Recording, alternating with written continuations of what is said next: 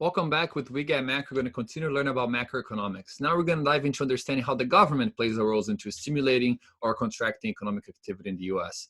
by focusing on fiscal policy and how government budgets work. Okay, so we're going to understand how government spends its money, how it's raised its revenue, which is two different types of taxes, and understand how federal deficit and the national debt plays a role into our economy, but understand how it's increased and how we can potentially pay it off.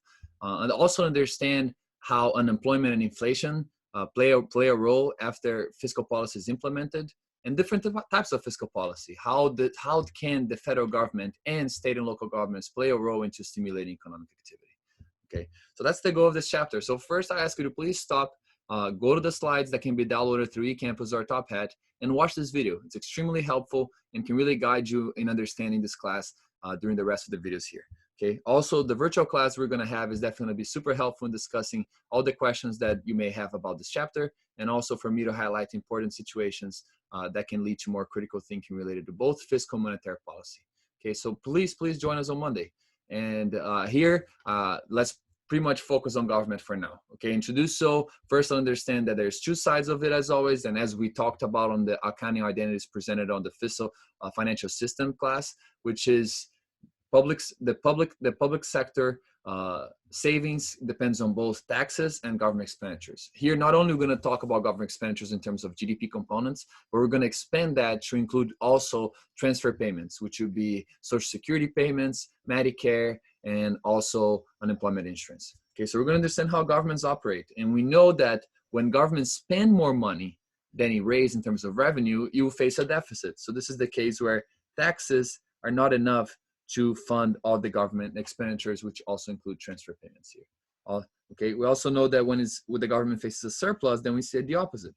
Now taxes are more than necessary, and now we actually have money left over, which can either be used back for infrastructure projects next year, or it can also be used to pay that back. Okay, and lastly, because especially when we're going to discuss the difference between federal and state and local governments, it's important to mention what a balanced budget is, which is having the requirement, for example, or simply the characteristic of having taxes equal to the amount of expenditures for that economy.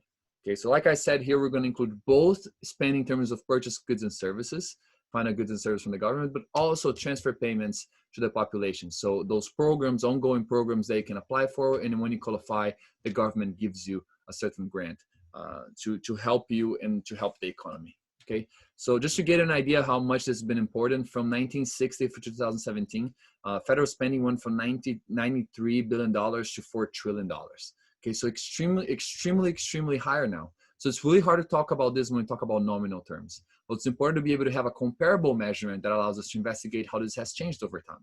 And to do so, we're going to use the outlays as percentage of GDP. So we're going to use GDP to control for the size of these expenditures. Okay. Now, of course, governments cannot just spend money whenever they want.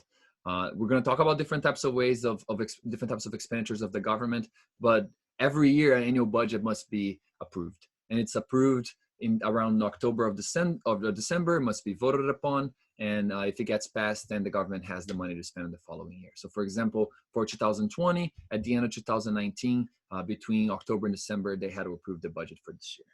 Okay, just to give you an idea, and I already pointed out some of the parts to focus on here, is that after the World War II, you can see extremely needed of support of the government to help the economy get stimulated and grow. And you can see how much government had to play a role around that time. And you can see that was a little bit different, despite still a need for stimulus in 2010. So one thing to notice is that depends on the type of economic shock that happened in the economy. A different reaction is needed. After the World War II, fiscal policy is extremely helpful. Okay, and that's one of the reasons why the Keynesian point of view also grew strong, because it helped recover from the Great Depression. Okay, but in 2010, you can see that government also increased expenditure, but not as much. So also raised questions about would it be as effective? Maybe that's why it didn't increase expenditures that much.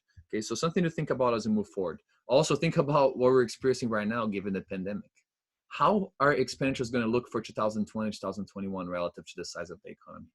So that's you to think about, right? And hopefully by the end of this chapter, you're going to understand how this can impact your life moving forward. Okay. Of course, it's not that easy to approve those budgets, and sometimes it takes a long time. So when those deadlines are reached and government cannot get an agreement between what's going to be the budget for the following year, it shuts down. Literally cannot spend money until it gets approved again. So government employees don't work, and that's what happened for 34 days in 2018, which is the longest shutdown of the economy of the government due to the delaying of approval of the budget. Okay, so if you think about working for the government, that's something you need to be aware of. That at the end of the year, this is something that you may face in terms of financial issues if the government shuts down. Okay, so something to consider in terms of when you need to save, have money saved for. All right, so there's different types of outlays of the government as well. There's mandatory, which means they don't need to get approved. They don't go to Senate or Congress to get approved every time you need to spend that money. Of course, whenever it's passed for the first time, it does. Of course, for example, the unemployment insurance, right? So whenever you go unemployed, if you qualify, if you didn't quit, if you were fired for fair reasons and things like that, then at that point, you qualify for unemployment insurance to help you, guide you and your family through this tough period until you get a new job, right? It doesn't go to Congress for them to increase the expenditure so you get your government, your unemployment benefit. That was already approved when unemployment benefits were approved as an ongoing program. So those mandatory are things that don't need to be voted upon to increase expenditure in a regular basis. Okay. In a different scenario, though, discretionary outlays are the opposite. They need to be approved and be in the budget. So those are the ones that need to be voted upon. Those are salaries that are contracts, right? Their national defense spending, how much they're going to spend throughout the year. All those need to be approved prior to the year during that budget decision. Okay. And a third one that we tend not to think about is that, hey, Eddie, what about the debt? Does it has any impact? One of the things that impact us is our expenditures, right? When we borrow money, there's a cost to borrowing that money. We talked about bonds before and how governments issue bonds to borrow money from us, right? And those bonds come with an interest, which is our returns as the ones who purchase those bonds. But that's an expenditures for government, and that's an important expenditure to consider as well. Okay, so think about it here. In your opinion, what would be the highest item which the government spend monies upon? Which sector dominates in terms of the share of expenditures of the government? Pause and just take a moment to think. If you thought about defense being one of them, it's very close. Okay, so you can see here, this kind of shows the discretionary spending from 2018. This comes from the CVO website. And you can see here that it's very close. So it's very split between defense and non-defense expenditures, discretionary spending. And you can see here the breakdown. So a lot of operation maintenance in terms of the defense, military personnel, research development, and things like that. When it talks about non-defense, then we talk about education, training, right? Social services, transportation. So public transportation as well is a big part, right? Veterans benefits as well is another one. Income security, so Social Security, Medicare, right? You can see how all those play a role. And you can see how important those are, and how important the share that they are from the entire spending. Okay, so you can see the relevance of these components here.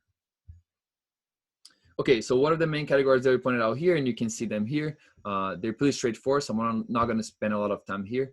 And you can always ask questions if you want on the virtual class. Okay. Also, you can see how they developed here over time. So you can see total spending as a share of GDP, and you can see between 20-25%, depending on what year you're looking at. And you can see the national defense was actually a higher share of expenditures back in the day in the 70s and 60s, right? But it went a little bit down since then. And you can see the ones that moved up as well. For example, Social Security, we're going to talk about that later on and why that's happening. Also, healthcare, right? Medicare, which is healthcare for the elderly, right? All those things as well. And you can see here interest payments too. You can see that we're paying more interest over time because we also have more debt. Okay, so you can see how that's evolving, and that's going to be interesting to discuss. It's also going to be very interesting to differentiate between federal from state and local government expenditures. Okay, so state and local government expenditures are also extremely important. They were about $3 trillion in 2019. Okay, the biggest component of the state and local expenditures is education. Okay, so a lot of the education is funded through state and local governments, which is something to think about, right? When you go to presidential candidates and they talk about their campaigns about how they're going to help education, of course there is ways where they can do so. But it's important for us to know that a big part of that contribution needs to come from the state and local governments as well.